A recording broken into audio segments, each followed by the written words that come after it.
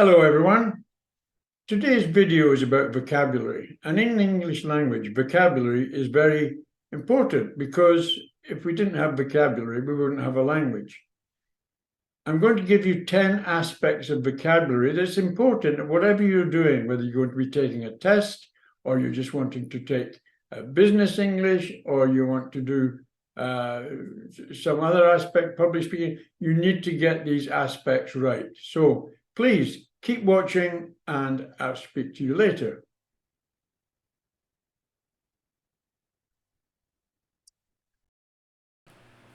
So here we go, folks.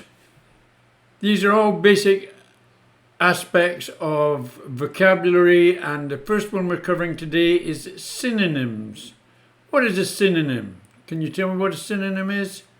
A synonym is a word that has the same or a similar meaning as another word. For instance, good can be fine, can be excellent, can be great. So look down here, stop the video if you want to go through them all. But finally, give me two synonyms that would mean the same as big. Can you do that? Okay. So the next we're going to talk about antonyms. Antonyms. What is an antonym? It's a word that has the opposite meaning of another word. For example, if the word is young, an antonym could be elderly. Hard, it could be easy. Happy, it could be wistful. Wise, foolish. Fat, slim. So give me an antonym for warm. That should be easy. Now, idioms, they're a little bit more difficult actually. They can be a little bit nonsensical if you don't understand the meaning of them. But unfortunately, we have many idioms in the English language. And if you want to sound proficient and fluent when you're speaking English, it's good if you know some of these idioms and can use them in your normal speaking. So let's look at the three examples here. Under the weather. What do you think that means? Actually, under the weather means you may be not feeling so good. You're maybe a little bit tired or a little bit ill or something. You're just not feeling 100%. You're a little bit under the weather. Moving on, the ball is in your court. This comes from tennis. And I'm sure most of you know about tennis. And if the ball is in your court, what does it mean? It means that you've got to try and hit it back to the other side of the court. So that's exactly what it means in an idiom as well. If the ball is in your court, it's up to you to take some action. So the ball is in your court, you have to do something. And finally, spill the beans. What does spill the beans mean, do you think? Well, it's to tell the truth and to tell the full story. It might be a secret or it might be something you know, but spill the beans. You've got to tell them what it is. So there's the idioms. And there's a lot more idioms that you should try to practice and read up on and know what they mean. Collocations. Very simple. Collocations are a combination of words that are often used together. Nothing complex about it, just words that we normally use together. For instance, to make the bed. Not literally to make it, but to make it up. I need to make the bed every day. To do homework. My son does his homework after dinner. Take a risk. Some people don't take enough risks in life. And give advice. To give someone advice. The teacher gave us some advice on taking tests. So these are common words that are used together. Okay, moving on quickly now to prepositions. What is a preposition, do you think? Actually, it's a word that shows the relationship, or it can make the relationship between a noun or a pronoun and other words in the sentence. So for instance, I get up in the morning before 6 o'clock. You can play video games after your studies. The brain is located inside the skull, etc., etc., etc. So that is prepositions. So let's move on to adjectives. Do you know what adjectives are? Adjectives are words that describe a noun or a pronoun, such as green and green leaves, or happy birthday. So other quite popular ones, there's many adjectives you can use, of course, with various nouns, but adorable, an adorable baby, an attractive lady, a beautiful bunch of flowers. That's a novel experience, etc., etc., etc. So I'm thinking can you think of a few more with these other words?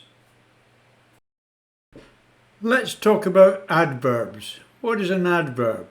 An adverb is a word that modifies a verb or an adjective or even another adverb, such as quickly or well, they done well, they moved quickly.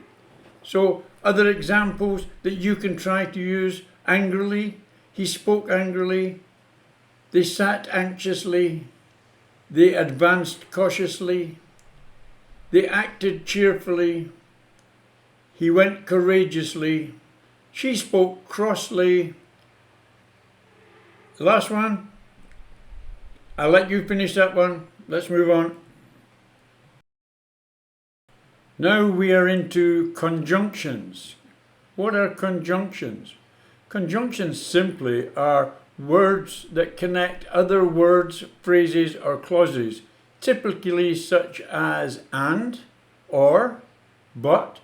A few examples here. I like cooking and eating, but I don't like washing dishes afterwards. I work quickly and carefully. I work quickly, it's got and carefully again, sorry. I'd like pizza or a salad for lunch. There we go. Okay, let's talk about phrasal verbs now. Let me just say here that the use of phrasal verbs in an effective manner, along with idioms, can make you sound very fluent and can impress examiners, etc., if you're going to be taking one of these English level tests. So they're important to understand. Phrasal verbs are verbs that are made up of a base verb and one or more particles, such as turn on or put off. For instance, to ask around, which is to ask many people the same question. To call back, to return a phone call. To come across, it may be the way you sound, you come across as though. To drop by, so you're visiting somebody, you just drop by.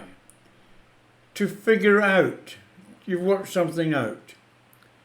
To run by or to run past, that means you're going to ask someone about this particular aspect. I'm going to run it by my wife when I get home.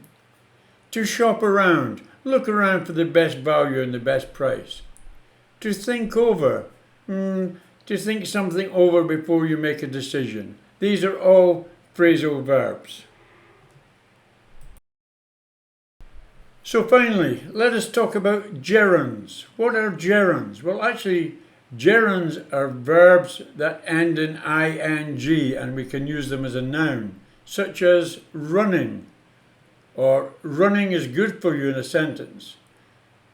Swimming in the ocean has been Sharon's passion since she was 5 years old. The ballerina taught us dancing, another gerund.